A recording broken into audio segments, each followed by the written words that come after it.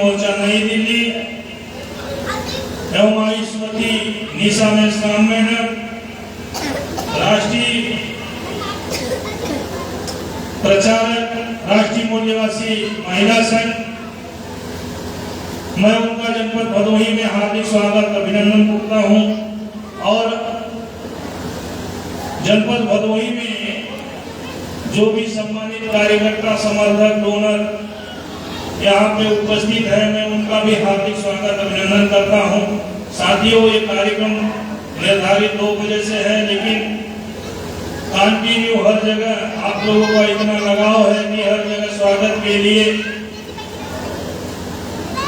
समय लगा और फिर भी बड़ी संख्या में आप लोग यहाँ उपस्थित हैं। मैं इस कार्यक्रम के जो वक्ता लोग हैं, समय को ध्यान में रखते हुए मैं उनसे चाहूंगा कि वो मंच पे आसन ग्रहण करें और समय को ध्यान में रखकर अपनी बात रखेंगे।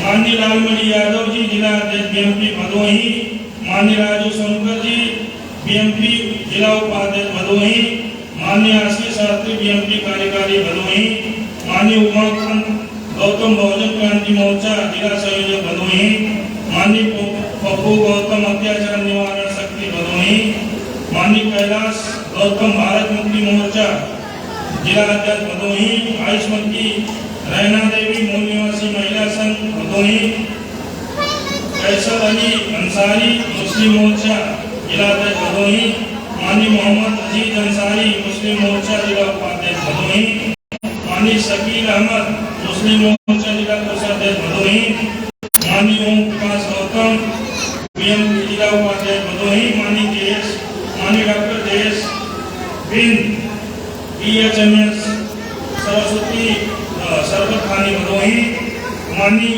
रामफल बिंद, राष्ट्रीय पिछड़ा वर्ग मोर्चा भदोही। साथियों, आप इस कार्यक्रम में मुख्ता है।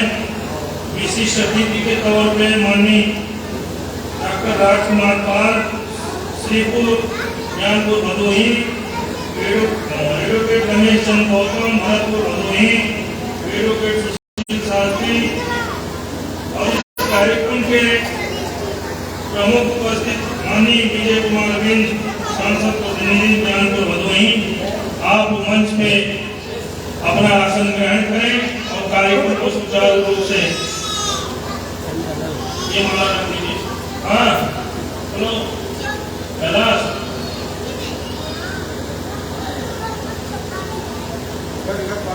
आप आयुष्मती निशा मैडम जी का आप लोग माला पहना के स्वागत करेंगे। आप लोग तालियों से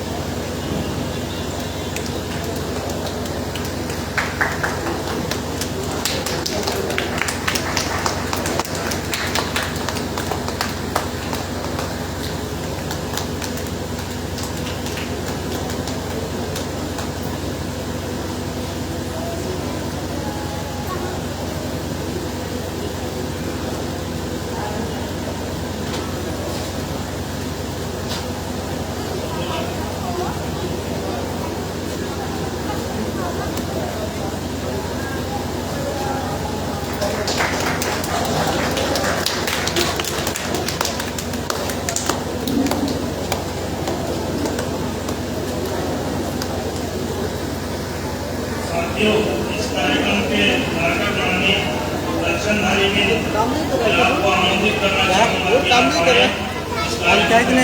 नहीं क्या काम है, अरे फिर भी कहा कर रहा है।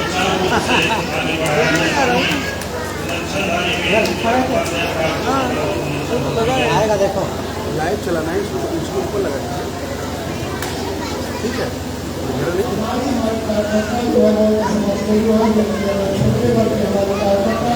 अभी का है आप लोग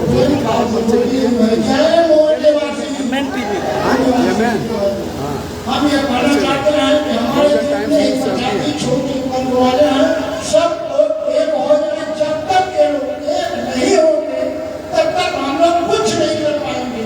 यहाँ पे कर्म धर्म लगा के सभी लोग जब तक एकत्रित नहीं होंगे तब तक हम लोग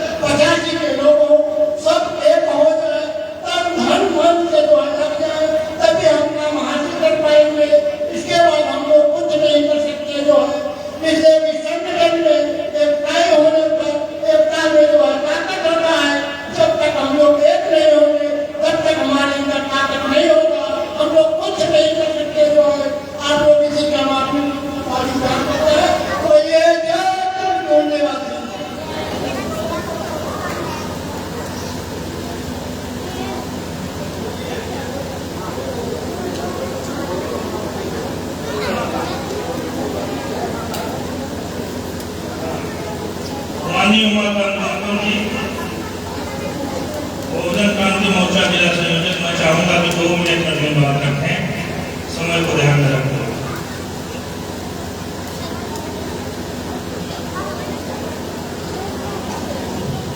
धन्यवाद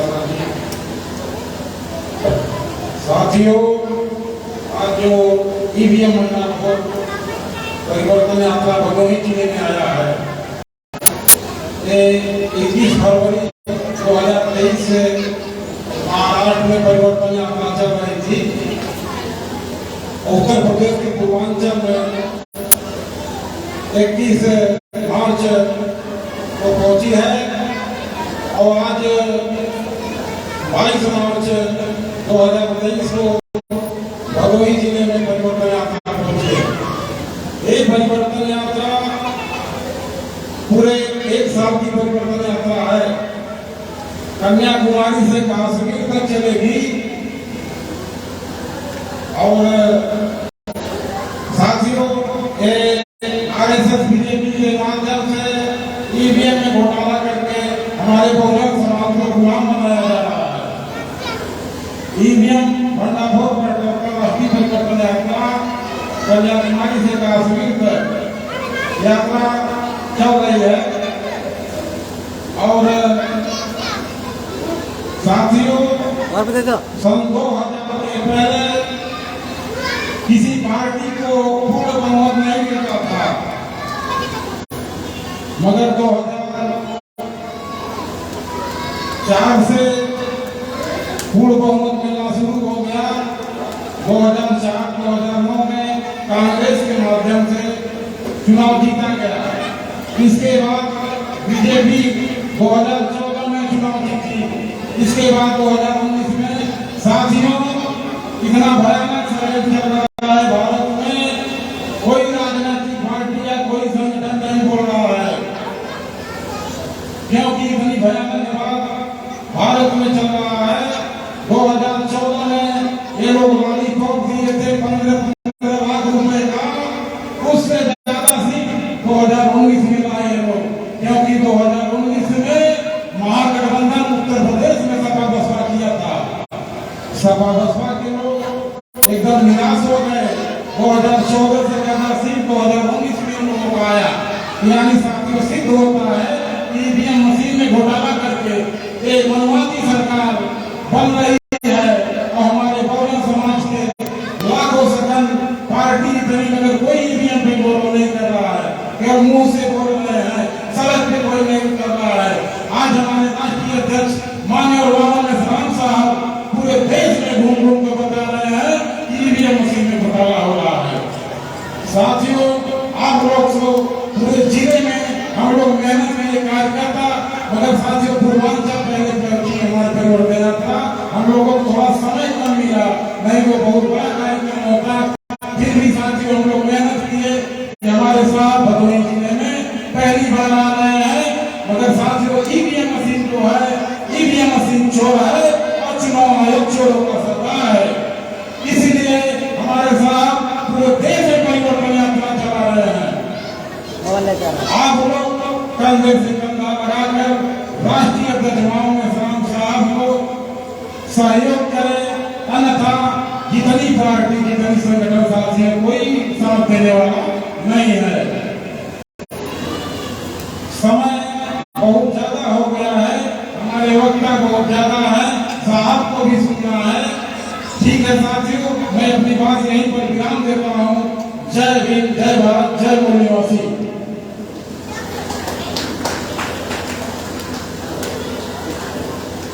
अभिनेता के तौर पे मैं आमंत्रित करना चाहूँगा माननीय पप्पू गौतम, सोमनाथ के जिला संयोजक भदोही है, माननीय पप्पू गौतम जी।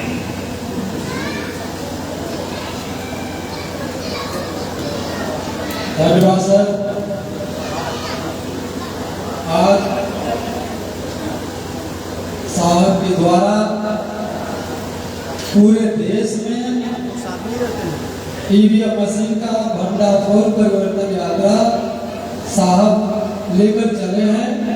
हमारे भदोही जिले में आज पहुंचे हैं।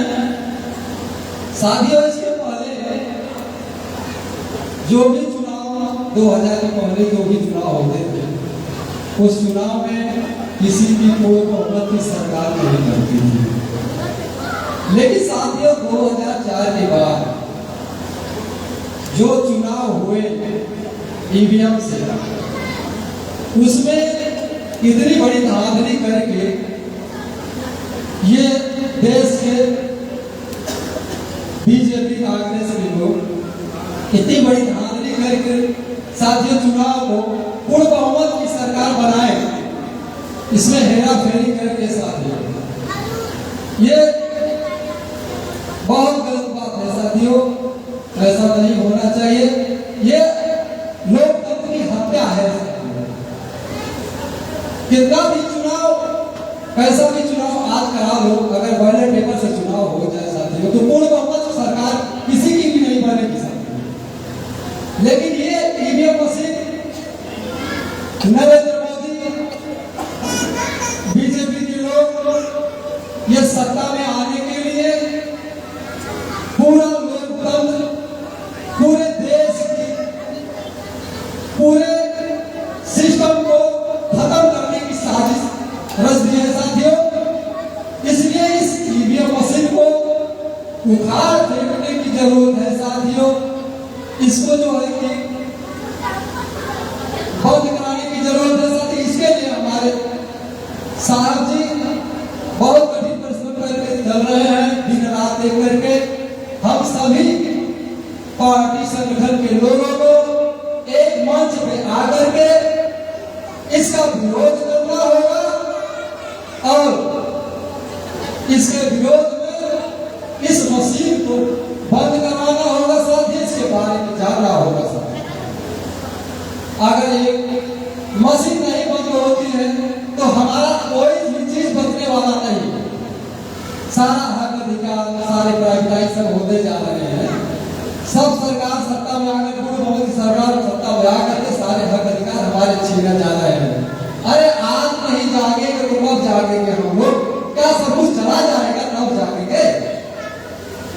तो साथियों, साहब सुप्रीम कोर्ट में केस दायर किए, उसमें भी मुकदमा जीते हैं। सरकार ने पेपर पे लगाया 100% पर्चियों की मिलान नहीं किया, इसमें भी गड़बड़ी है साथियों। आने वाले समय में अगर 1 साल का परिवर्तन यात्रा चलेगा, 1 साल के बाद अगर ईवीएम मशीन नहीं बंद होती है साथियों तो साहब का आदेश होगा तो हम लोग ईवीएम भी तोड़ेंगे। और साहब ने आदेश किया तो पहला अपने बूथ पे मैं ईवीएम मशीन तोड़ूंगा। मैं इसके लिए जेल जाने के लिए तैयार हूं। जेल में क्या करेंगे हमारे? हम लोग जेल में जाने के ही लिए तो पैदा हुए हैं। अरे गांधी जी जेल जाते जाते महात्मा बन गया। हमारे सिर, हमारे साहब तो हमेशा जेल जाते हैं, हम लोग तो हमेशा जेल जाने के तैयार हैं साथियों। आगे वक्ताओं की कड़ी में काफी लंबी लाइन है साथियों। साहब भी काफी कुछ बताएंगे और इसके साथ मैं अपनी वाणी को विराम देता हूँ साथियों। जय भीम, जय मूल निवासी, जय।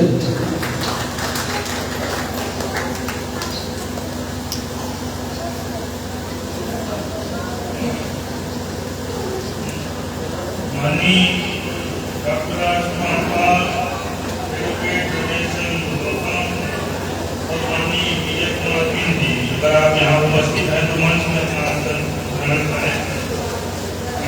साथियों, अगले वक्ता के तौर पे मैं बुलाना चाहूँगा माननीय राजू शंकर जी, जिला उपाध्यक्ष की। आप कम समय में इतने भी अपनी बात रखें। माननीय राजू शंकर जी।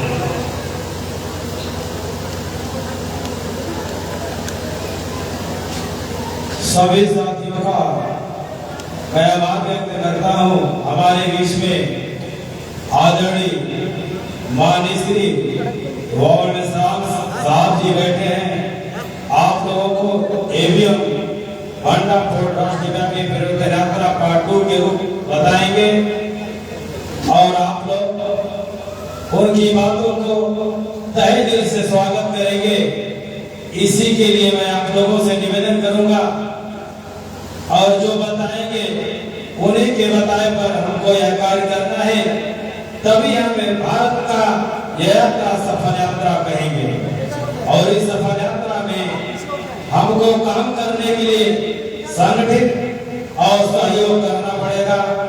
और जब हम सफल होते हैं तो ये हम नहीं, हमारे माननीय आदरणीय बाबा मेश्राम की ये जो कुंजी मिली है, इस कुंजी को उस ताला में तोड़ने के लिए बाबा मेश्राम जी हम लोगों के साथ में हैं और हम लोग साथ में खड़े रहेंगे। इसीलिए मैं अपने वाणी को विराम करता हूँ।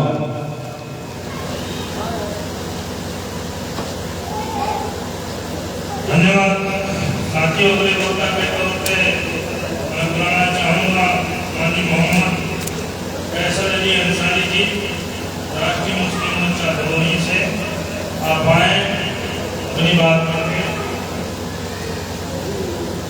अच्छा चलिए, धन्यवाद। आप अपना सारा समय नाम लेते थे। माननीय मोहम्मद अली अंसारी जी अगर यहाँ पे है तो अपनी बात रखें। माननीय शकील अहमद,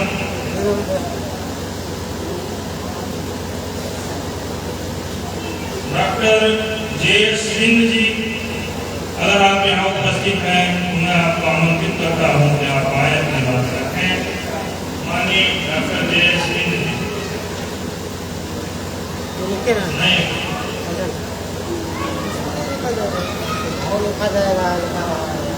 अगले वक्ता के तौर पे मैं बुलाना चाहूंगा आशीष शास्त्री,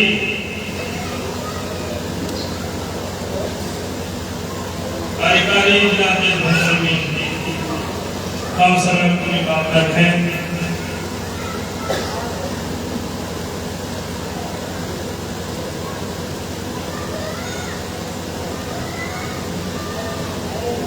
सभी साथियों को जय मोदीवासी। साथियों, आज का जो कार्यक्रम है वो ईवीएम के विरोध में पूरे देश में राष्ट्रव्यापी परिवर्तन यात्रा लेके माननीय बाबा मेश्राम साहब चले हैं और हम लोग मार्गदर्शन के लिए आए हुए हैं। इसलिए मैं ज्यादा कुछ नहीं कहूँगा क्योंकि समय भी बहुत सुबह से हो गया है और काफी ज्यादा समय यहाँ हो गया, समय पे कार्यक्रम नहीं हुआ, तो मैं अपना सारा समय जो है माननीय अध्यक्ष जी को देता हूँ। बस इन्हीं बातों के साथ अपनी बात समाप्त करता हूँ। जय हिंद।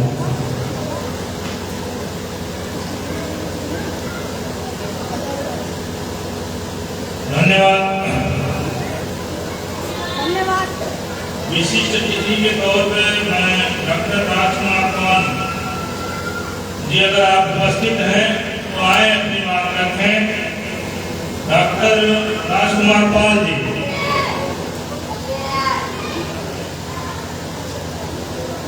माननीय एडवोकेट रमेश चंद्र गौतम जी,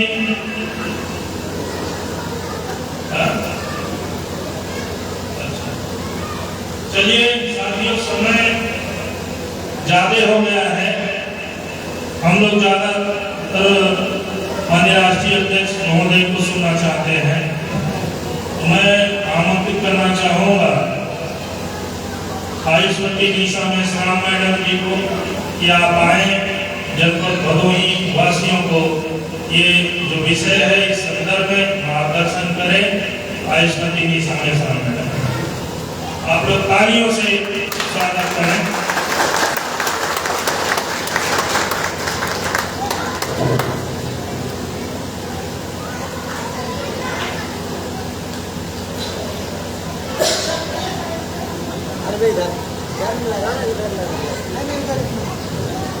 धन्यवाद संचालक महोदय।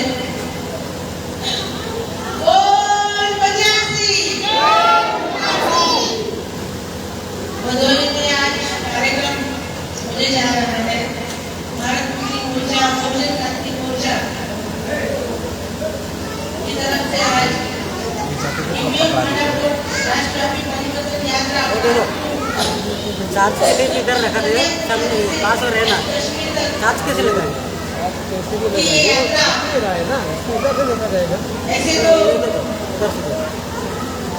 महाराष्ट्र से पूरी हो गई, वाराणसी में शुरू हुई थी और 21 तारीख से ये यात्रा आज शहर में पहुंची है। और इस यात्रा का मुख्य उद्देश्य ईवीएम भाड़ा बोर्ड ईवीएम के विषय पर लोगों को जागरूक करना है और इसके लिए मोहम्मद मेहरान साहब हमें विस्तृत में जानकारी देंगे।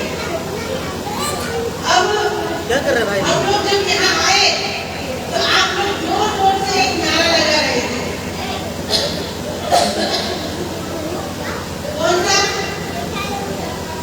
वोट हमारा, राज तुम्हारा, वोट हमारा, वोट हमारा, राज तुम्हारा। हमारी महिलाएं जब घर पर होती है किसी अड़ोस पड़ोस के साथ में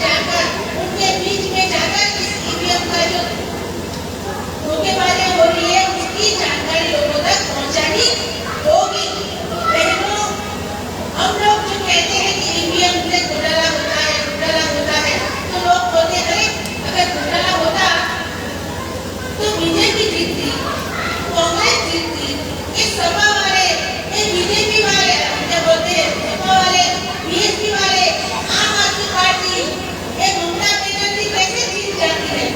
तो मैं आपको एक सबूत दिखाना चाहती हूँ। ये जनसत्ता का सबूत है। हम लोग जब भी कोई काम करते हैं, बात रखते हैं, तो हमारे पास सबूत होता है। बिना सबूत के हम लोग कुछ भी नहीं बोलते। ये सबूत है जनसत्ता का।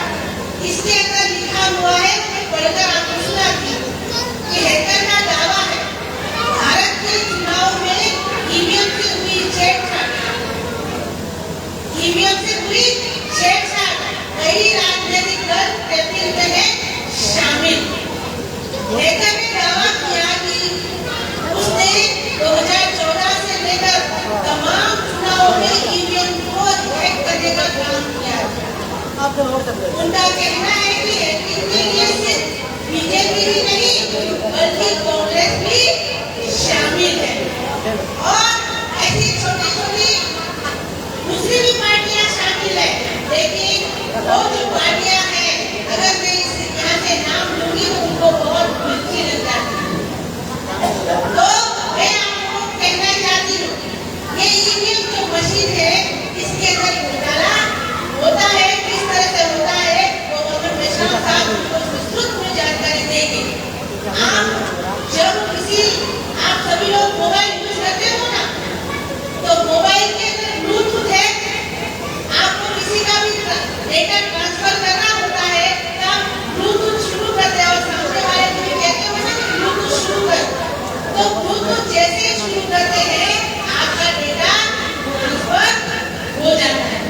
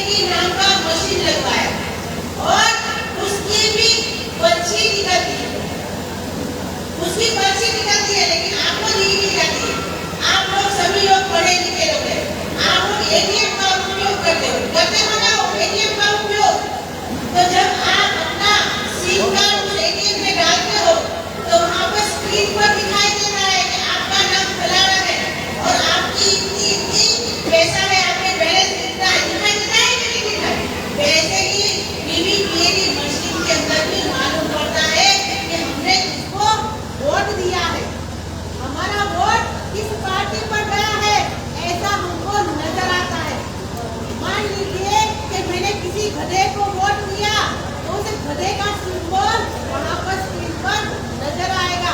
और जैसे आप एटीएम में जाते हो, कोई ट्रांजैक्शन करते हो, तो एक पर्ची निकलती है ना, निकलती है। तो वैसे ही वीवीपीएटी मशीन के अंदर भी पर्ची निकलती है, लेकिन वो पर्ची हमको दी नहीं जाती, एक डब्बे में जाकर गिर जाती है। मेश्राम साहब ने कहा, मेश्राम साहब का और हमारा कहना है कि आप लोग ईवीएम से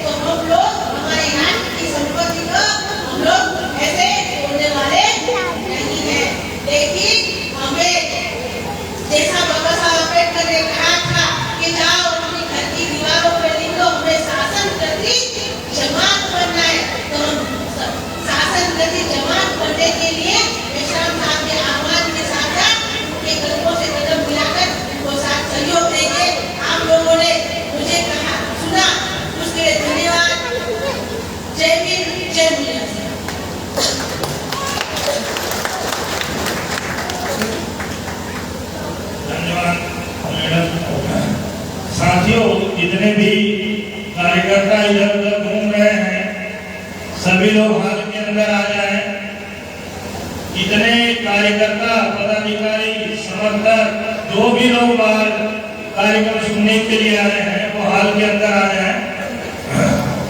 साथियों, जिनके लिए हम लोग काफी देर से इंतजार कर रहे हैं, सुबह से आप लोग इस कार्यक्रम की तैयारी में लगे हुए हैं और इस जनपद के कोने कोने से लोग आए हुए हैं।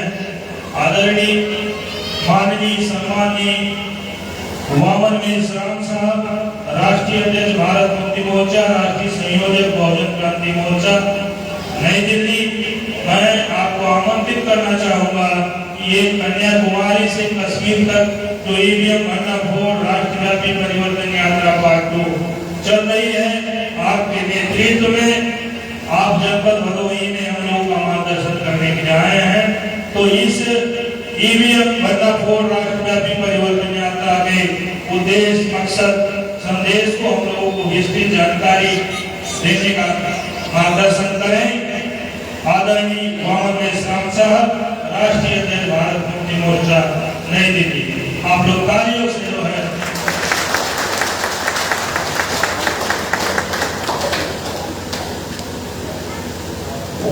साथियों,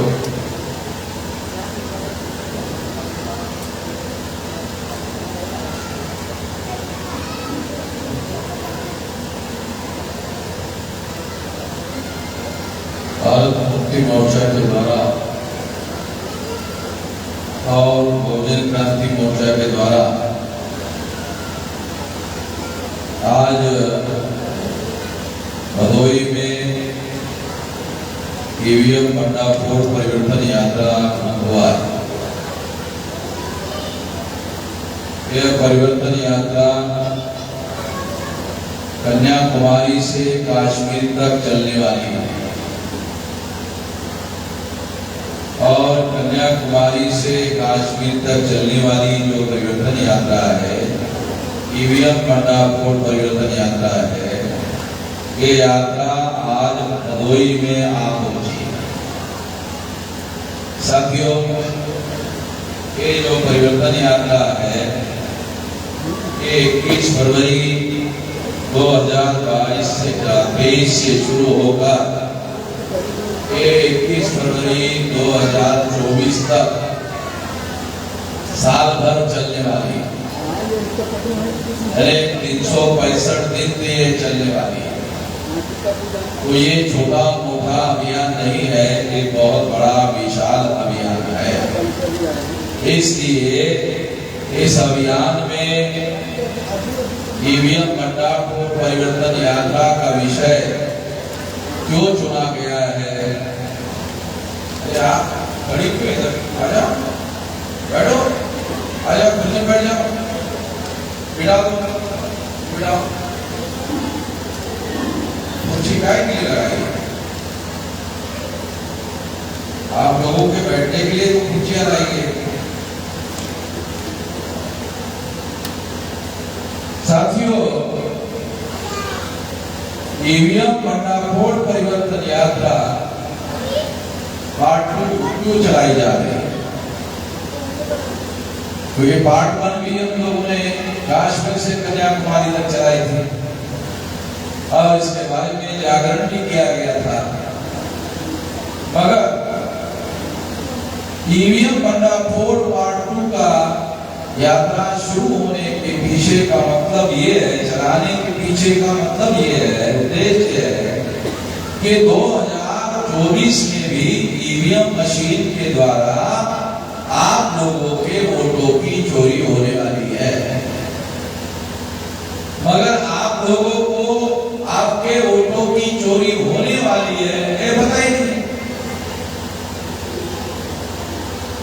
8 अक्टूबर 2013 को सुप्रीम कोर्ट ने अपने जजमेंट में लिखा कि ईवीएम मशीन के द्वारा फ्री, फेयर एंड ट्रांसपेरेंट चुनाव नहीं हो सकता।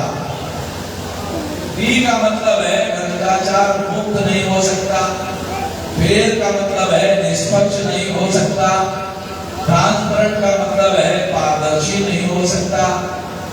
ये सुप्रीम कोर्ट ने कहा। और तीनों शब्दों को मिलाकर एक अर्थ निकलता है कि ईवीएम मशीन में घोटाला होता है। यूरोपियन देशों में एक जर्मन नाम का देश है, बड़ा देश है, वहां के सुप्रीम कोर्ट ने निर्णय दिया ईवीएम अनकॉन्स्टिट्यूशनल है, असंवैधानिक है। जब जर्मन का सुप्रीम कोर्ट कहता है ये ईवीएम असंवैधानिक है, तो भारत में संवैधानिक कैसे हो सकता? भारत में संवैधानिक कैसे हो सकता है?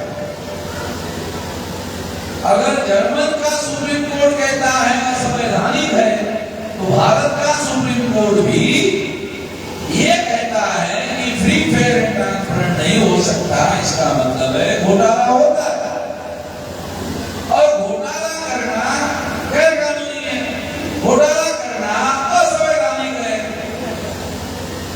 तो भारत का सुप्रीम कोर्ट भी अपनी अलग भाषा में वही बात कह रहा है। तो उसे जानना और समझना बहुत जरूरी है। यदि भारत का सुप्रीम कोर्ट कहता है कि ईवीएम मशीन में घोटाला होता है, तो इस तरह की मशीन चुनाव में रखी जानी चाहिए, ये बात सही नहीं है। ये बात सही नहीं मानी जा सकती, क्योंकि लोकतंत्र में यदि आप जिस पार्टी को चुनना चाहते हैं, जिस एमएलए को चुनना चाहते हैं, विधायक को चुनना चाहते हैं, सांसद को चुनना चाहते हैं, उसको चुनने का जनता को अधिकार है। ईवीएम मशीन को अधिकार नहीं है कि वो उसको चाहे उसको चुन ले, ये उसके पास अधिकार नहीं है संविधान के अनुसार। तो 8 अक्टूबर 2013 को ईवीएम मशीन के बारे में सुप्रीम कोर्ट ने फैसला दिया कि ईवीएम मशीन ईमानदारी से चुनाव करवाने का काम नहीं कर सकती। इसका दूसरा अर्थ यह है कि ईवीएम मशीन बदमाशी से काम करेगी, धोखाधड़ी से काम करेगी, बेईमानी से काम करेगी। और यदि बेईमानी से काम हुआ तो आपको विधायक और सांसद चुनने का जो अधिकार था, वो अधिकार खत्म हो गया। खत्म क्यों हुआ? क्योंकि ईवीएम मशीन आपके वोटों की चोरी करती है, और इस वजह से आपका जो अधिकार था विधायक को चुनने का, सांसद को चुनने का, जब ईवीएम ने आपका वोट चुरा लिया, तो आपके पास सांसद चुनने का, विधायक चुनने का अधिकार खत्म हो गया। ये है सबसे भयानक बात। यही कारण था 8 अक्टूबर 2013 को सुप्रीम कोर्ट ने निर्णय देने के बाद भी, क्योंकि सुप्रीम कोर्ट ने निर्णय दिया 8 अक्टूबर 2013 को सुप्रीम कोर्ट ने निर्णय दिया। सुप्रीम कोर्ट कोई आपके भदोई की पंचायत में चलने वाली मैजिस्ट्रेट की कोर्ट नहीं है। सुप्रीम कोर्ट भारत के संविधान के अनुसार बनाई गई सबसे बड़ी संवैधानिक अदालत है, और सुप्रीम कोर्ट के ऊपर कोई कोर्ट नहीं है। ये सबसे बड़ी अदालत है, और सबसे बड़ी अदालत का सबसे बड़ा जज है चीफ जस्टिस ऑफ इंडिया। उसने फैसला दिया। अगर उसका फैसला है तो कानून का दर्जा है, संवैधानिक दर्जा है उसके फैसले को। इस बात को हमको समझना होगा, जानना होगा। तो 8 अक्टूबर 2013 को सुप्रीम कोर्ट ने ये फैसला दिया कि ईवीएम मशीन के द्वारा फ्री फेयर एंड ट्रांसपेरेंट चुनाव नहीं हो सकता। इसलिए सुप्रीम कोर्ट ने एक और निर्णय दिया, फ्री फेयर एंड ट्रांसपेरेंट, भ्रष्टाचार मुक्त, निष्पक्ष, पारदर्शी चुनाव करवाने के लिए ईवीएम मशीन को एक और मशीन लगाई गई, सुप्रीम कोर्ट के आदेश पर लगाई गई। उस मशीन का नाम है वीवीपीएटी। वीवीपीएटी अंग्रेजी के शब्द है, जैसे ईवीएम अंग्रेजी के शब्द है, वैसे वीवीपीएटी, वी वोटर, दूसरा भी वेरिफिएबल, यानी मशीन लगाई वोट देने के लिए। फिर अरे आप लोग बैठ जाओ, चुपचाप बैठो। कहाँ है? बैठो, बच्चों के बीच में जाके बैठो, बैठो, कुर्सी लेके बैठ जाओ। ये कुर्सी है, सामने कुर्सी, ये सामने कुर्सी है, वहां बैठो। और जो बच्चा आवाज करने की कोशिश करे उसको झापड़ लगाओ, उसको झापड़ लगाओ। और बच्चों को मेरा कहना है कि यदि आप सुनना नहीं चाहते तो चुपचाप बाहर निकल जाओ, और यहाँ बैठना है चुपचाप बैठे रहो, नहीं तो ये पुलिस जो तुम्हारे पास बैठा है, पुलिस है भाई, पुलिस है, पुलिस ये झापड़ लगाती है। तो साथियों, मैं आपको ये बताना चाहता, ये बात समझाना चाहता हूँ कि जो ईवीएम मशीन है, ये ईवीएम मशीन हमारे देश में आने के पहले क्या होता था? बैलेट पेपर होता था, बैलेट पेपर होता था। आप बूथ पर वोट डालने के लिए जाते थे, जाने के बाद में वहां चुनाव आयोग के कर्मचारी आपको बैलेट पेपर देते थे। आप बैलेट पेपर लेते थे, आप देखते थे कौन कौन उम्मीदवार, कौन कौन कैंडिडेट खड़ा है, देखते थे। फिर देखते थे कि उनका चुनाव निशान क्या क्या है, देखते थे ना, चुनाव निशान क्या क्या है। तो आप देखते थे गधा, घोड़ा, सुअर, कुत्ता, इस तरह के चुनाव निशान नहीं। आप लोग भी जानते नहीं होते, मैं भी जानता हूं नहीं होते, मगर मैं आपको उदाहरण देने के लिए, ताकि बात आपको समझ में आ जाए।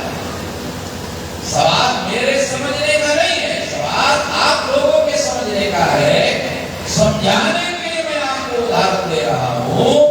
तो आप लोग देखते हो चुनाव निशान, और चुनाव निशान देखने के बाद फिर आप सोचते हो किसको वोट दे, किसको वोट दे, किसको वोट दे, किसको वोट दे। चलो इस बार कुत्ते को वोट दे दिया, ऐसा आप सोचते थे। और सोचने के बाद में मोहर उठाते थे, और कितना मोहर उठाते थे। अरे शाही नहीं, शाही होना चाहिए ना मोहर रखने के लिए, अरे शाही नहीं है। तो आप क्या करते थे? जो इंक वाला पैड होता है उसको ऐसा करते, हाँ शाही लग गई। आप क्या देखते थे? हाँ शाही लग गई है। लगने के बाद आपने जो निर्धारित किया कि कुत्ते को वोट देना है, तो आप क्या करते थे? मोहर ऐसा कुत्ते का निशान पर लगाते थे, ऐसा करते थे। हाँ बराबर, और फिर देखते थे बराबर लगे कि नहीं लगे। अब जिसकी आंखें कमजोर है वो चश्मा लगा कर देखा रहे, बराबर कुत्ते को लगे कि नहीं लगे। इंश्योर गारंटी करते थे, खातरी करते थे, हाँ बराबर लगे। उसके बाद आप क्या करते थे? ऐसा फोल्ड करते, ऐसा फोल्ड करते, फिर ऐसा करते, फिर ऐसा करते। अब छोटा होने के बाद फिर बैलेट बॉक्स में डालते थे, और डालने के बाद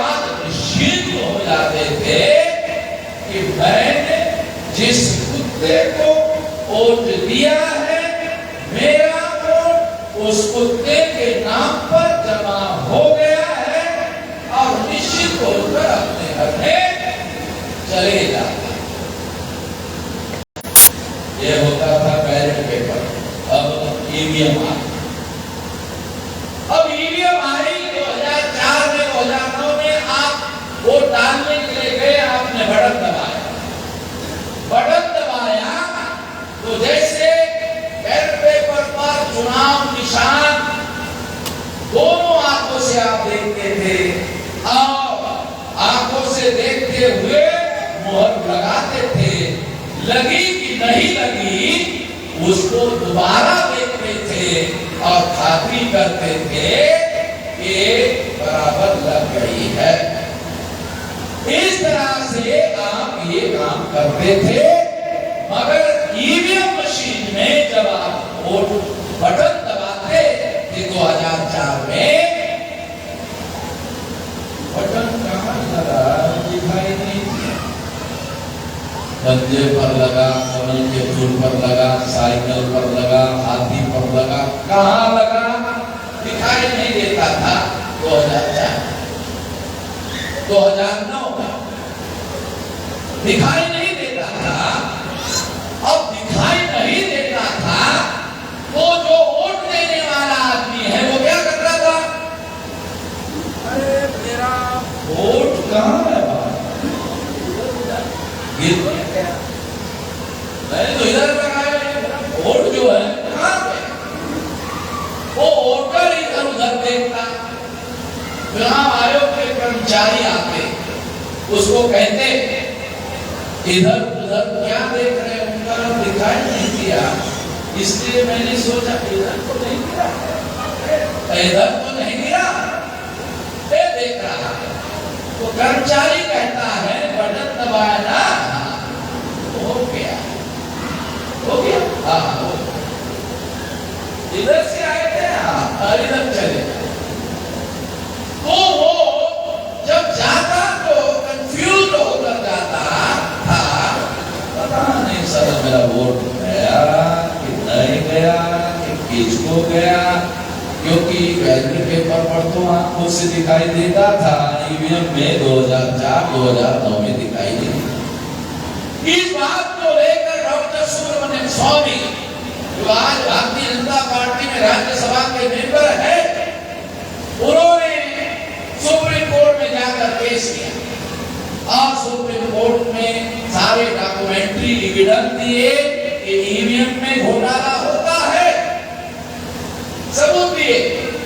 सबूत देने के बाद सुप्रीम कोर्ट ने सबूतों की छानबीन की, जांच पड़ताल की और जांच पड़ताल के बाद फैसला दिया ईवीएम मशीन में फ्री, फेयर एंड ट्रांसपेरेंट चुनाव नहीं हो सकता। इसका मतलब घोटाला होता है। ये फैसला सुप्रीम कोर्ट ने दिया। इसका मतलब ये है कि यदि सुप्रीम कोर्ट ने ये माना, सुप्रीम कोर्ट ने ये बात स्वीकार की कि ईवीएम में घोटाला होता है और यदि ईवीएम में घोटाला होता है तो इस घोटाले को रोकना होगा। इसलिए सुप्रीम कोर्ट ने क्या किया? सुप्रीम कोर्ट ने एक और नई मशीन लगाने का आदेश दिया। उस मशीन का नाम है VVPAT, V for voter, V for verifiable, P for paper, A for audit, T for trade. Voter, verifiable, paper, audit, trade. इस मशीन में जब आप वोट डालोगे तो आप वेरीफाई कर सकते हो। वेरिफिएबल का मतलब है वेरीफाई कर सकते हो। वेरीफाई का क्या मतलब है?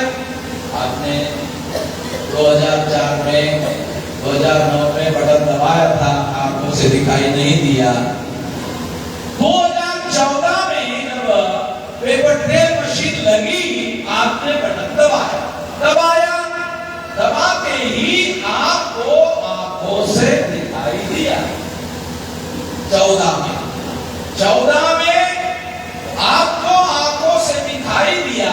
इसका मतलब है आप अपने आंखों से आपने किसको वोट दिया वेरीफाई कर सकते हो। वोटर वेरीफिएबल, ये मशीन वेरीफाई करती है। वेरिफिकेशन का क्या मतलब है? वेरिफिकेशन का मतलब है कि मैंने जिसको वोट दिया, मेरा वोट उसी के नाम पर जमा हुआ या नहीं हुआ, एक वेरिफिकेशन कर सकते हो। तो वोटर वेरिफिएबल पेपर यानी कागज में आपको 7 सेकंड तक दिखाई देता है। फिर आता है ए फॉर ऑडिट। इस मशीन के द्वारा आप अपने वोटिंग का ऑडिट कर सकते हो। इस मशीन का ऑडिट कर सकते हो, अपने वोटिंग का ऑडिट कर सकते हो। ऑडिट का क्या मतलब है?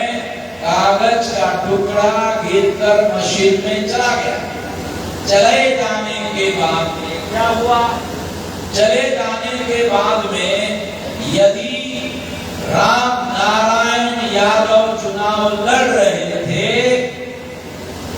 ईवीएम मशीन ने यादव जी को चुनाव हरवा दिया। यादव जी ने, मैं चुनाव हारने वाला नहीं हूं, मैं तो जीतने वाला हूं। कैसे हार गया? तो सुप्रीम कोर्ट ने कहा कि आप वो जो पेपर ट्रेल मशीन है, उस पेपर ट्रेल मशीन में जो कागज के टुकड़े वोटर के तौर पर गिर गए हैं, उसकी आप रिकाउंटिंग की मांग कर सकते हो।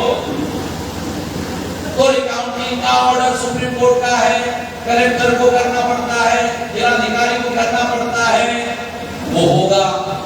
और फिर कागज के टुकड़ों की गिनती होती है।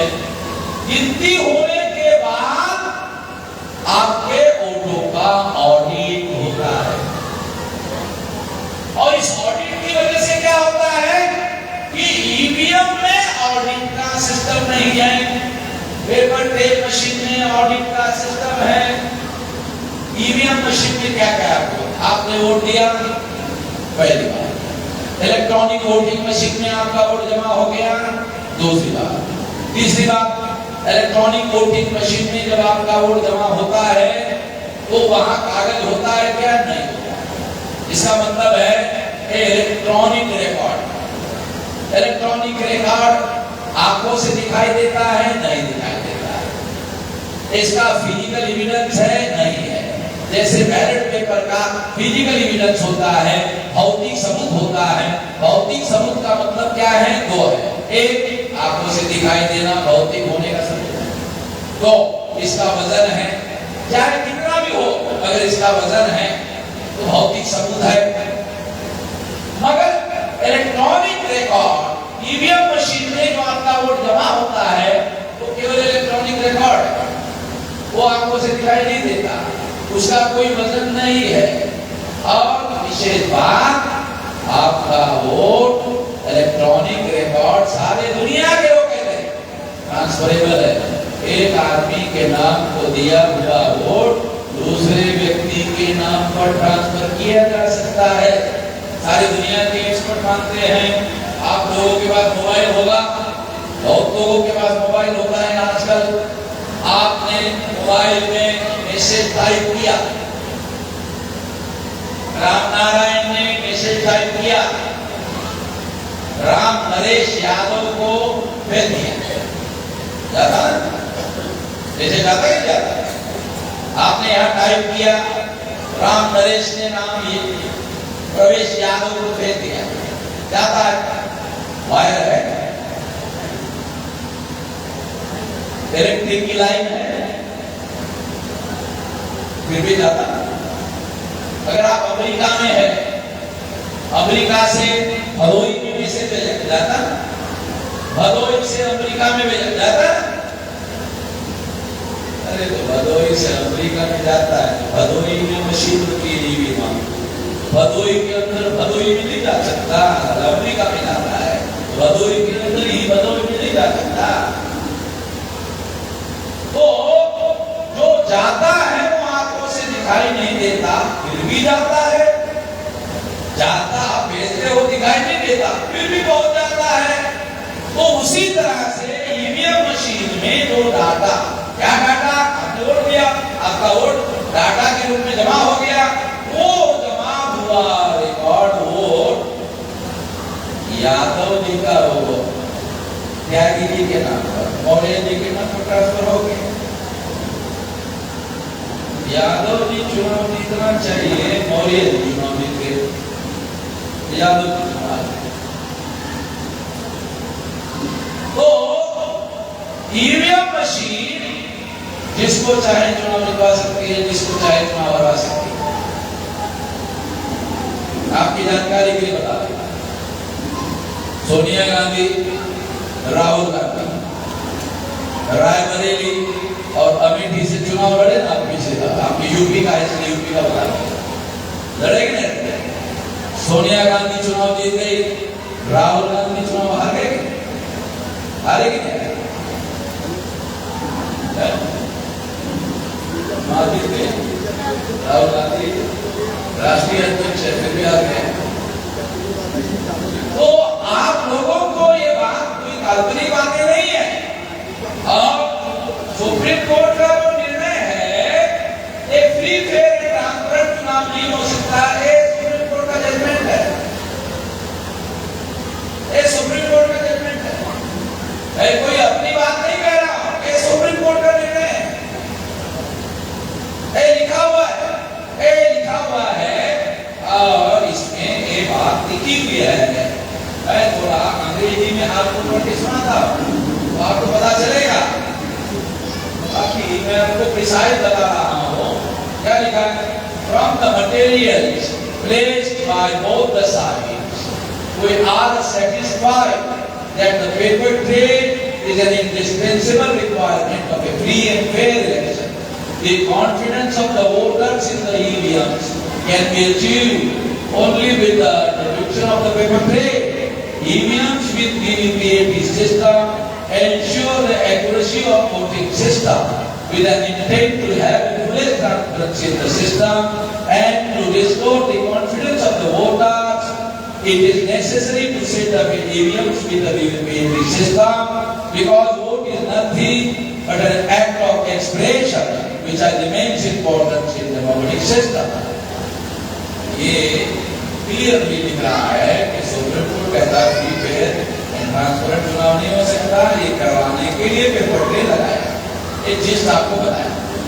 दूसरा para, in the light of the about discussion and the taking notice of the pragmatic and reasonable approach of the ECI and considering the fact that the general election of India, the ECI has to handle 1,10 lakhs polling booths, will permit the ECI to introduce the same in gradual stage or geographical wise in the actual general election.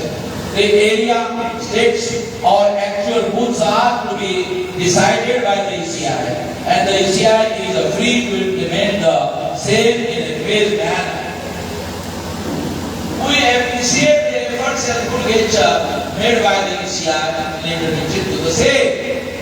For implementation of such a system, VVPAT in a fair manner, the government of India is directed to provide the required financial assistance for procurement of units of VVPAT. इसका मतलब है कि supreme court ने भारत सरकार को आदेश दिया कि VVPAT machine खरीदने के लिए जितना पैसा लगता है उतना पैसा दिया जाए ताकि देश का चुनाव फ्री, फेयर एंड ट्रांसपेरेंट हो सके। साथियों, मैं ये बात आपको डॉक्यूमेंट्री एविडेंस के आधार पर बता रहा हूँ, कोई काल्पनिक बात नहीं है। इसलिए मैं ये बात आपको समझाने के लिए बता रहा हूँ और इसके आधार पर ये बात आपको समझा। अब मैं आपको आगे की बात बताना चाहता हूँ। अब जो ईवीएम मशीन आपका वोट जो चाहता है वो दूसरे के नाम पर ट्रांसफर होता है। सुप्रीम कोर्ट ने क्या कहा? ऐसा होता है। ईवीएम मशीन दूसरे आदमी का नाम वोट तीसरे के नाम पर ट्रांसफर कर सकते। सुप्रीम कोर्ट ने मान लिया। अब सुप्रीम कोर्ट ने दूसरा ऑर्डर दिया, इसको रोकना होगा, इसको रोकना होगा। रोकने के लिए सुप्रीम कोर्ट ने पेपर ट्रेल मशीन लगाया। अब पेपर ट्रेल मशीन को कैसे रोकती है? ईवीएम मशीन की काउंटिंग हुई, राम नरेश यादव चुनाव हार गए। राम नरेश यादव ने कहा कि मैं हारने वाला नहीं हूँ। पेपर ट्रेल मशीन से निकलने वाला जो कागजी मत है, वो कागजी मत की रिकाउंटिंग होनी चाहिए। रिकाउंटिंग होगी, होने के बाद क्या होता है? कागजी मतों की गिनती होती है पेपर ट्रेल मशीन में, दूसरी मशीन में। उसमें क्या होता है? राम नरेश यादव चुनाव जीत जाता है। राम नरेश यादव ईवीएम में हार गए थे, मगर राम नरेश यादव पेपर ट्रेल में जीत जाते। क्यों? तो ईवीएम में घोटाला होता है, पेपर ट्रेल में घोटाला नहीं किया जा सकता है। कैसे? एक बड़ा सबूत के साथ आपको बता। आप बैलेट पेपर पर वोट डालते थे तो आपने मानो पंजे पे स्टैम्प लगाया, पंजे का स्टैम्प लगा हुआ, और यहाँ कमल का फूल पर स्टैम्प लगा हुआ है, मोहर लगी, स्टैम्प मतलब मोहर लगी। अब यहाँ कमल के फूल पर मोहर लगी है, यहाँ पंजे पर मोहर लगी है, तो पंजे वाला पेपर कमल के फूल में ट्रांसफर नहीं हो सकता। कमल के फूल वाला वोट पंजे में ट्रांसफर नहीं हो सकता। क्यों? दोनों का एविडेंस अलग अलग है, दोनों पर अलग अलग मोहर लगी है, दोनों कागज पे अलग अलग मोहर लगने की वजह से पंजे में फूल मिक्स नहीं कर सकते और फूल में पंजा मिक्स नहीं, वो अलग अलग है। ईवीएम मशीन में केवल इलेक्ट्रॉनिक रिकॉर्ड होता है, और इलेक्ट्रॉनिक रिकॉर्ड एक आदमी का दूसरे नाम पर प्राप्त हो सकता है। एक जो है एक नहीं हो सकता।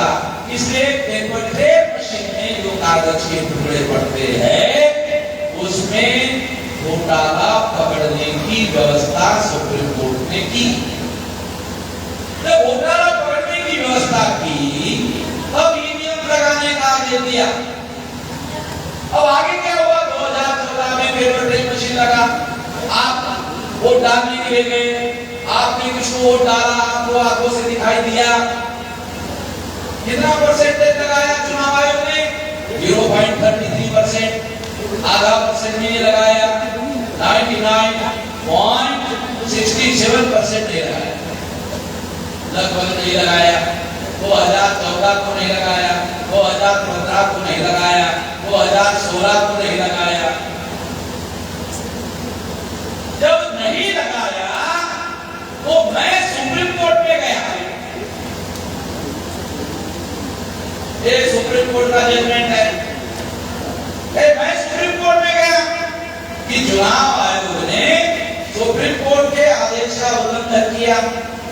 2014 में नहीं लगाया, 2015 में नहीं लगाया, 2016 में नहीं लगाया।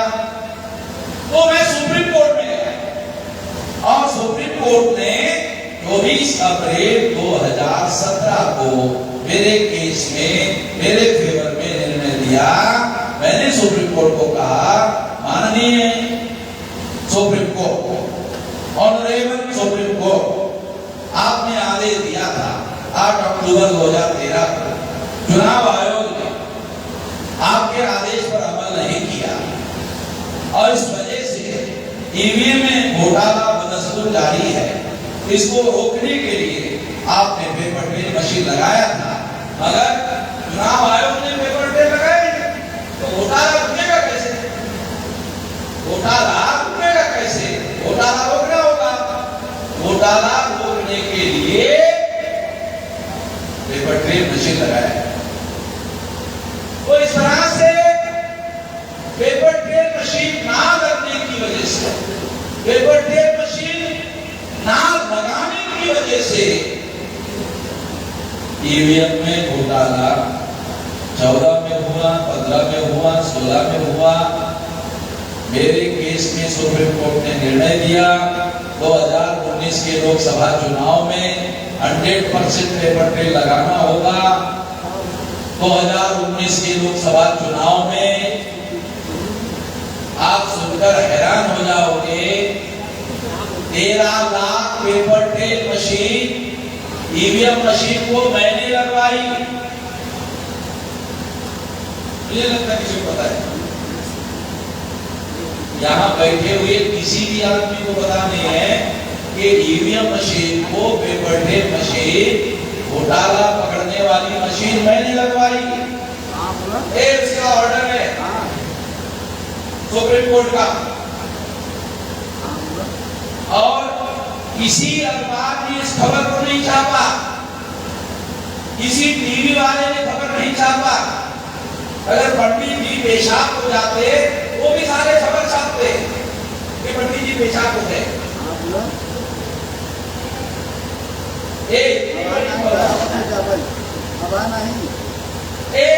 इस देश के चुनाव को फ्री फेयर ट्रांसपेरेंट करने के लिए, ईमानदारी से चुनाव करने के लिए एक पेपर ट्रेल मशीन, 13 लाख मशीनें मैंने लगा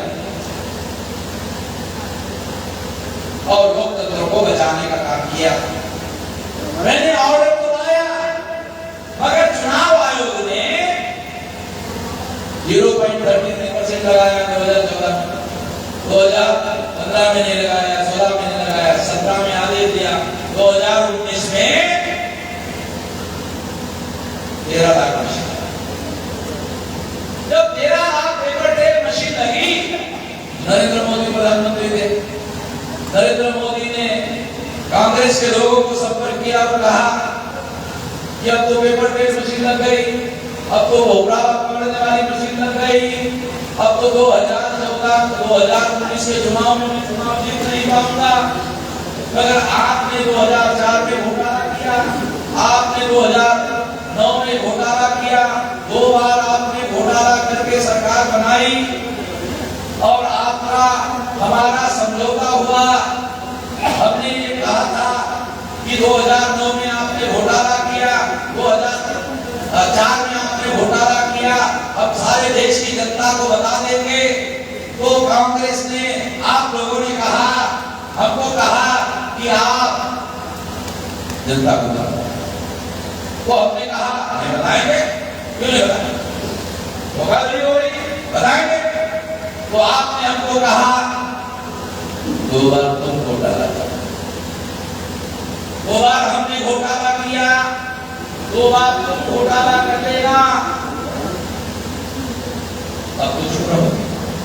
अब 2 बार कांग्रेस ने घोटाला किया, कांग्रेस ने आरएसएस बीजेपी को कहा 2 बार तुम कर दिया। तो आरएसएस बीजेपी के लोगों ने कहा हाँ बना, आपने 2 बार किया, हमको भी 2 बार मान दिया और 2 बार करने के लिए मदद भी करने के कहा। और वामन मेश्राम ने 24 अप्रैल 2017 को टांग अड़ा दिया। गांधी जी की टांग तो सिंदर हड्डी की थी, ये वामन मेश्राम की टांग संजय हड्डी की, ये रोक लगा दिया। अब हम 2019 का चुनाव जीत नहीं पाए, तो आप हमारी मदद करो। कांग्रेस ने नरेंद्र मोदी को कहा अरे हम प्रधानमंत्री होते सारा दुनिया का 2 नंबरी काम कर लेते और किसी की मदद को नहीं देते। कांग्रेस को सारे देश के लोग 2 नंबरी लोग बोलते हैं, तो इसी वजह से हम किसी को बोलते, हम 2 नंबर का धंधा करते और घोटाला करते, जो करना करते। तुम्हारा प्रधानमंत्री, तुम सत्ता में हो, केंद्र की सत्ता तुम्हारी, चुनाव कमिश्नर तुमने बनाया, सारे देश की मशीनरी तुम्हारे नियंत्रण में, और तुम घोटाला करते। वामन मेश्राम ने कहा कराई है, इतना आसान तो है नहीं। जिसने टांग अड़ाई वो कोई इंडिविजुअल आदमी थोड़ी है, वो तो 600 जिलों में आरएसएस के हेडक्वार्टर पर 4 लाख लोगों का मोर्चा निकालकर आरएसएस की लाल कर दिया था। वो तो छोटे छोटे लोग थोड़ी है, आसान नहीं है। इसलिए नरेंद्र मोदी ने कांग्रेस को, राहुल गांधी को, सोनिया गांधी को कहा हमारी मदद करो। सोनिया गांधी ने, राहुल गांधी ने, अभी अभिषेक मनु सिंघवी सुप्रीम कोर्ट के लॉयर को, सुप्रीम कोर्ट के lawyer Abhishek Manu Singhvi supreme court भेजा। फरवरी 2019 को उन्होंने केस दायर किया। केस ने कहा 50% मिलान करा, यानी ईवीएम मशीन के वोटर और पेपर ट्रेन के वोटर 50% मिलान करा। मेरे वकील ने सुप्रीम कोर्ट में कहा, क्या कहा? 8 अक्टूबर 2013 को फैसला हो चुका है, आपने अमल नहीं किया, इसलिए 24 अप्रैल 2017 को दोबारा फैसला हो गया।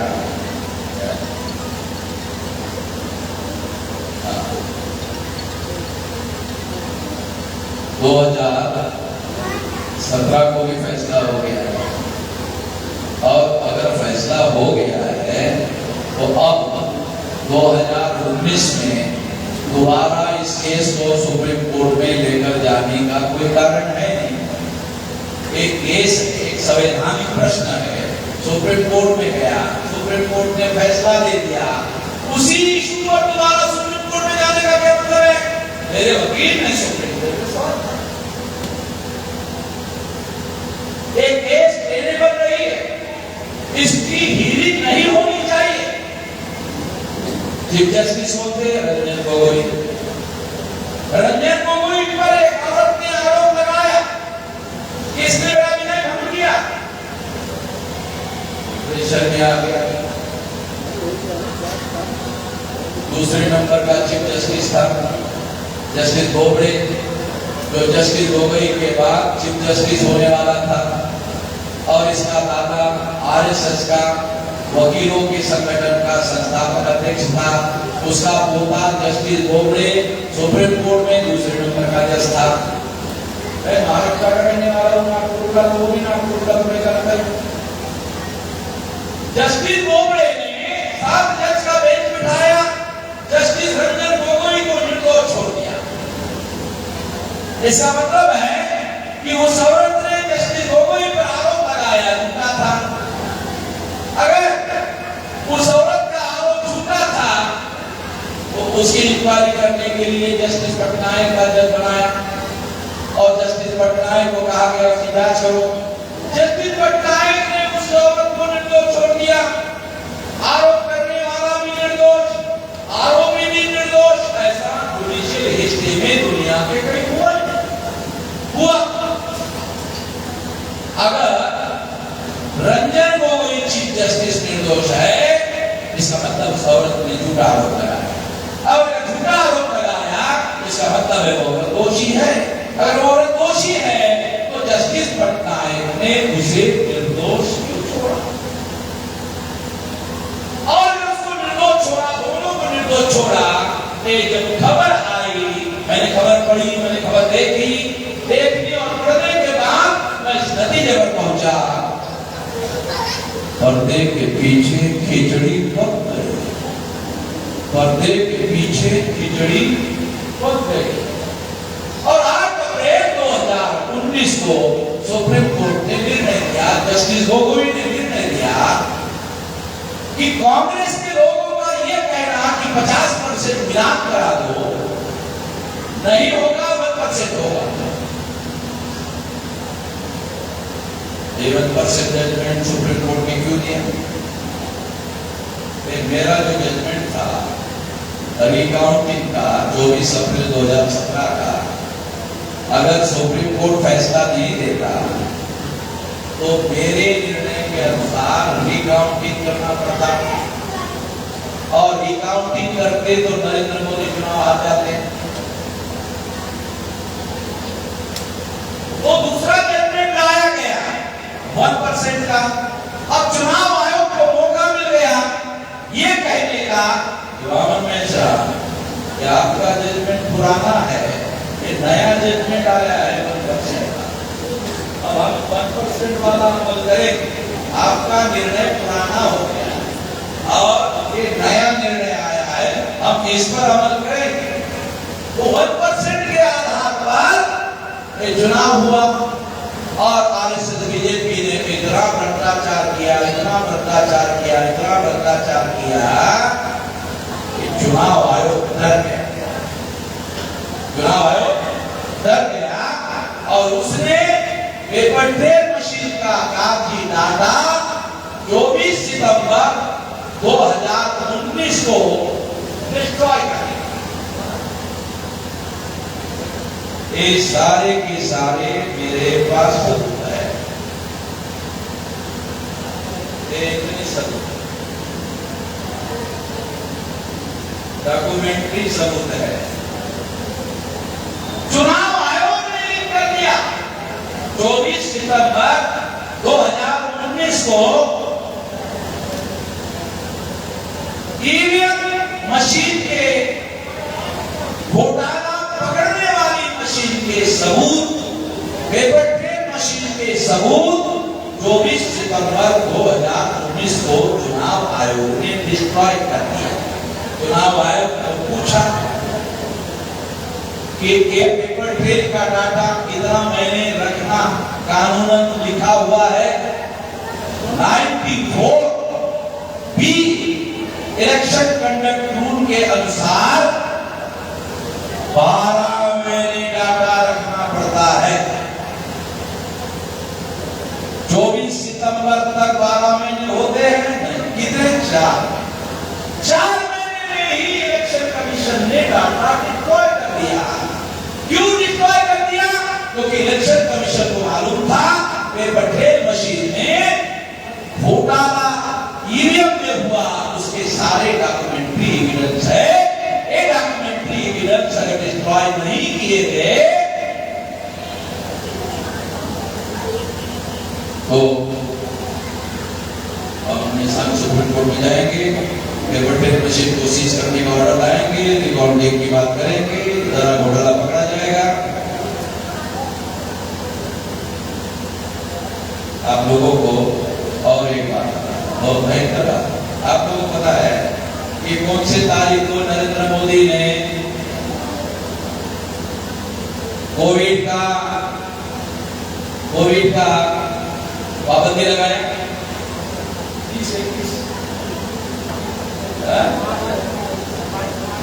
22 मार्च को। तो ये 22 मार्च को उसका समय समाप्त होने वाला था।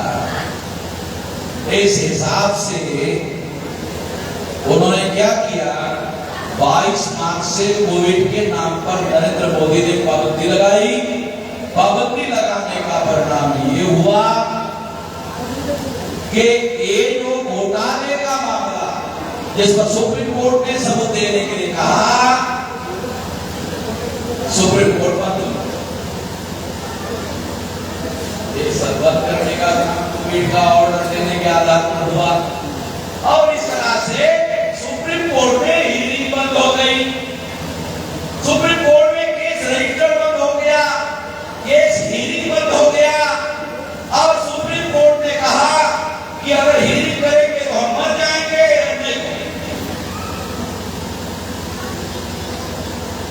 ऐसे हुआ, हियरिंग होता तो नरेंद्र मोदी की सरकार चली जाती, घोटाले में पकड़ी जाती।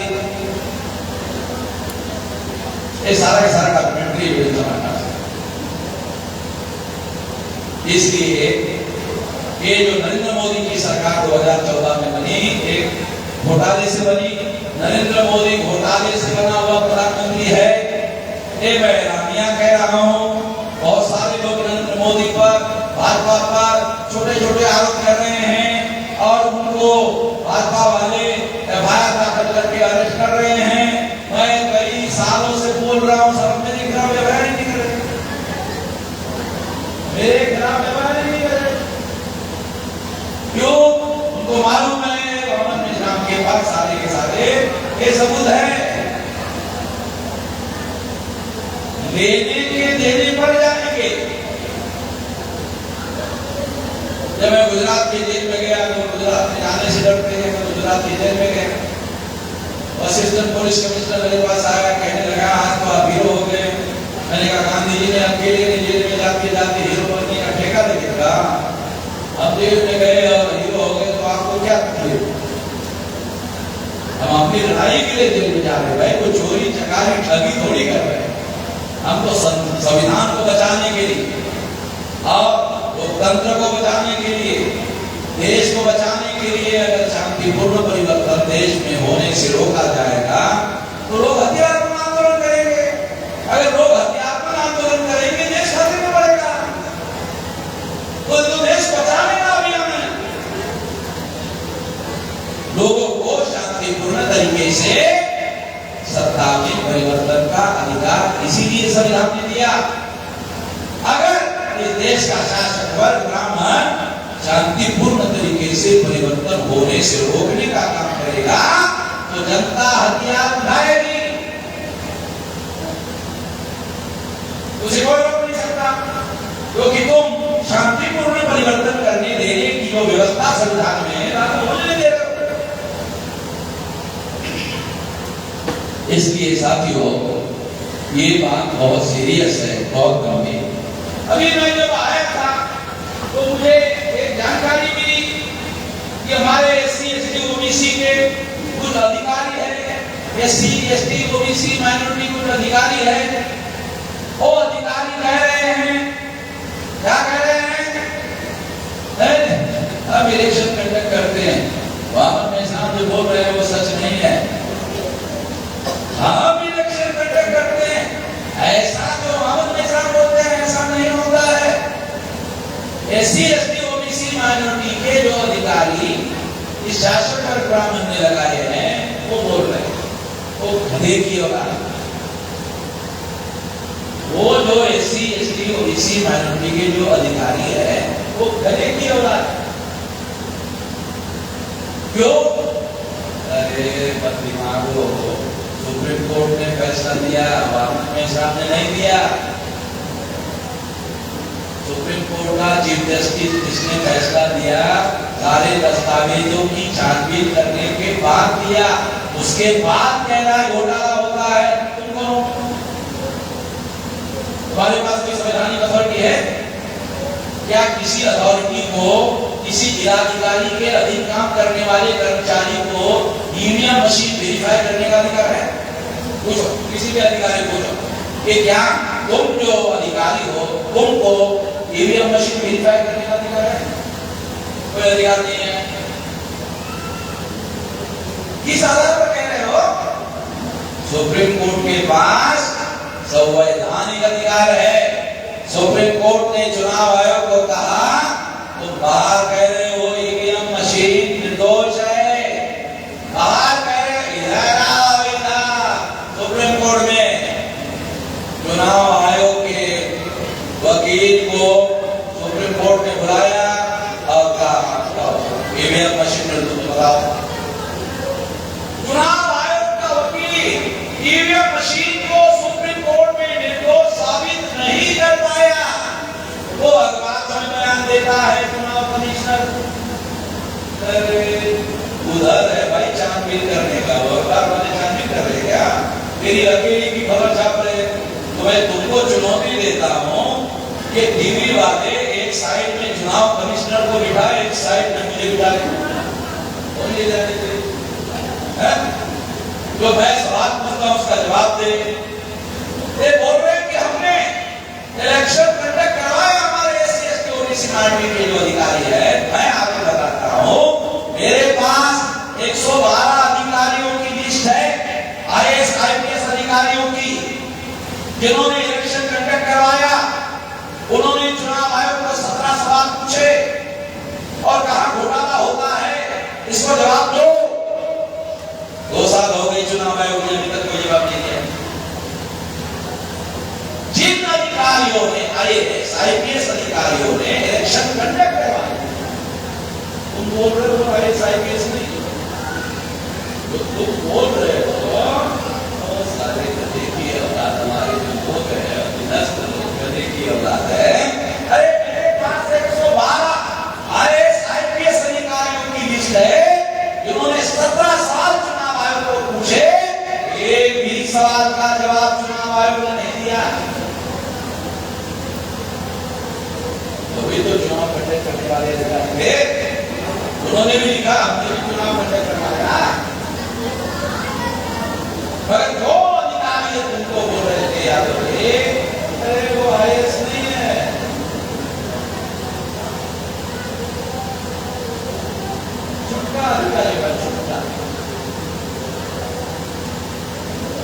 तो इसलिए साथियों मैं आप लोगों को बताना चाहता हूँ कि जो हमारे SC OBC के अधिकारी ऐसा क्यों सोचते हैं। मैं कहता हूँ कि पंडित जी ईवीएम के निर्दोष होने के प्रचार क्यों नहीं कर रहा है।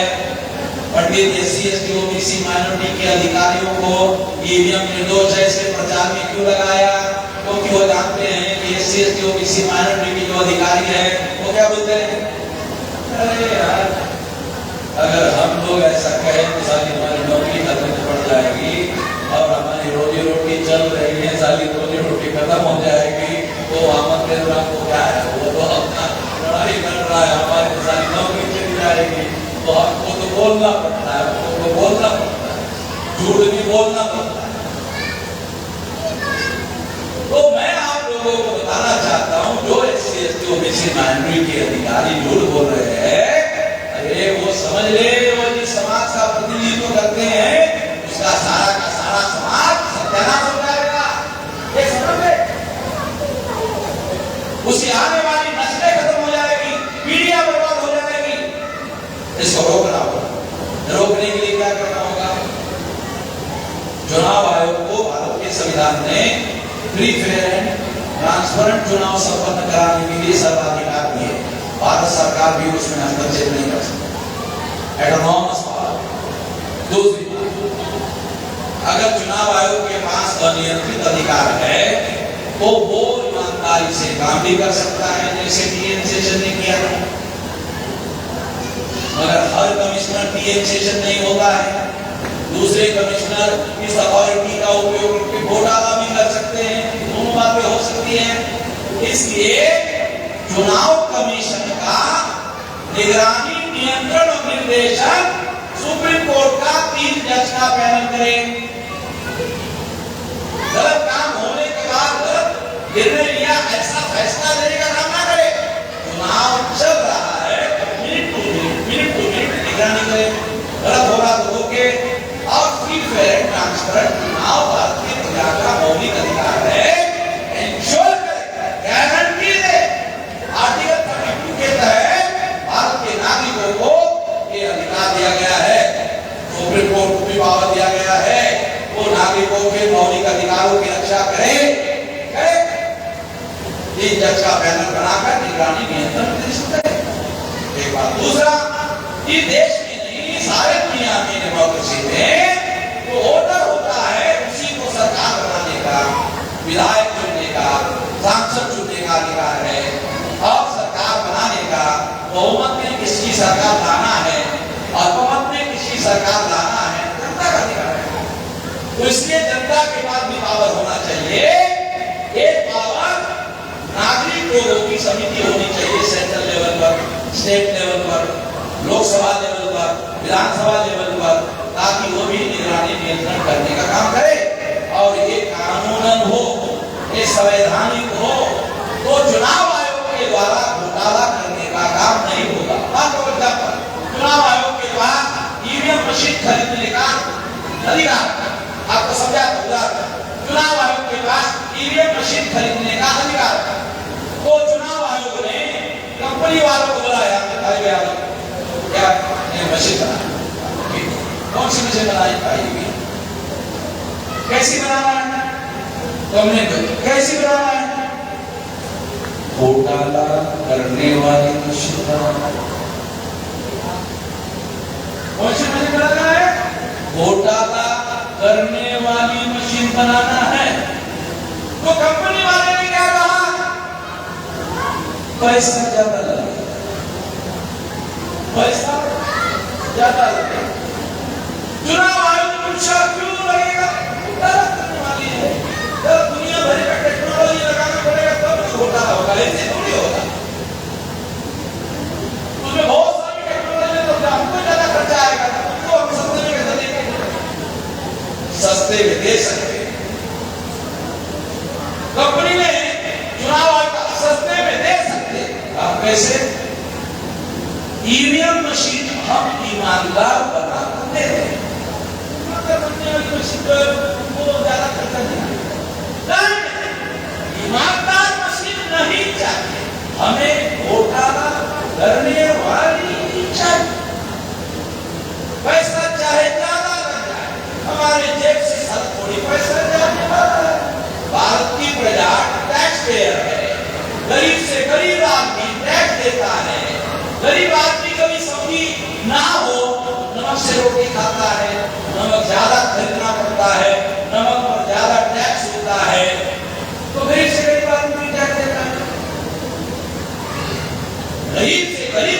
टैक्स देता है, टैक्स का पैसा भारत सरकार के पास है, वो पैसा चुनाव मशीन खरीदने के लिए हम दे रहे हैं।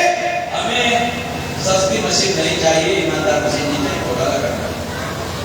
यदि सुप्रीम कोर्ट का पैनल हो और नागरिकों का भी पैनल हो और इनकी सहमति से मशीन बनाने का ऑर्डर देना हो, तो ईमानदारी का देना पड़ेगा।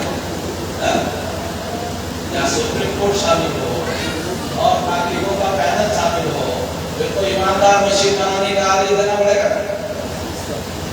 तो फिर ईमानदार मशीन बनेगी, ईमानदार मशीन बनेगी तो घोटाला हो नहीं पाएगा। जो छोटी मोटी बातें होगी तो नागरिक पैनल और सुप्रीम कोर्ट का पैनल निगरानी करके होने से रोक देगा। ऐसा करना होगा। ऐसा करने के लिए हम चुनाव आयोग को प्रस्ताव भेज रहे हैं।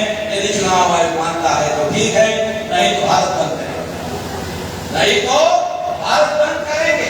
हम लोग याद है सीए के मुद्दे पर हमने भारत बंद करवाया था, है अपने से किसी को पता है? सीए के मुद्दे पर हमने भारत बंद करवाया था। भारत बंद बहुत बड़े पैमाने पर हुआ था और नरेंद्र मोदी और अमित शाह की सरकार ने वो कानून अभी तक स्थगित रखा हुआ है, वो कानून स्थगित रखा हुआ है कि हमारे आंदोलन का नतीजा है। इसलिए आने वाले समय में हम लोगों को अगर चुनाव आयोग ऐसा करता है तो ठीक है, सुधार करता है तो ठीक है, ईवीएम में सुधार करता है तो ठीक है, नहीं करता है तो 2024 के चुनाव में ईवीएम मशीन फोड़ेंगे। अच्छा कैसे फोड़ेंगे? सबसे पहले तुम्हारे वोट कैसे? मुझे भी वोट का अधिकार है भाई, और चुनाव आयोग के पास इतनी अथॉरिटी नहीं है कि वहां हमेशा को वोट देने से जाने के लिए रोके। तो मैं वोट देने के लिए जाऊंगा, जाने के बाद वोट दूंगा, उसके बाद मशीन उठाऊंगा और जमीन पर चुनाव के अंदर पटक दूंगा, टूट जाएगी, मशीन टूटेगी तो वो मशीन काम नहीं करेगी। इसके लिए आप लोगों को आदेश निर्देश है, सारे देश भर में निर्देश हम दे रहे हैं। कल से आप काम पर लग जाओ, 10, 20, 25, 50, 100, 200 लोगों की मीटिंग करो और मीटिंग करके शेड्यूल कास्ट के 15 लाख दूध तैयार करो, क्योंकि 15 लाख दूध रहने वाले हैं। शेड्यूल ट्राइब के 15 लाख तैयार करो, एमबीसी के 15 लाख तैयार करो, ओबीसी के 15 लाख तैयार करो, माइनॉरिटी के 15 लाख तैयार करो और महिलाओं के 15 लाख तैयार करो। और इतने सारे 15 लाख होने के बाद ये मशीन चुनाव स्थगित हो जाएगा, दोबारा चुनाव करना होगा। जब दोबारा चुनाव का मामला आएगा तो सरकार बोलेगी ये मशीन जनता को मंजूर नहीं है, पेपर लाना होगा, मेरिट कर देगा। ऐसा करना होगा, इतना आसान नहीं है, ऐसा ही करना होगा। कभी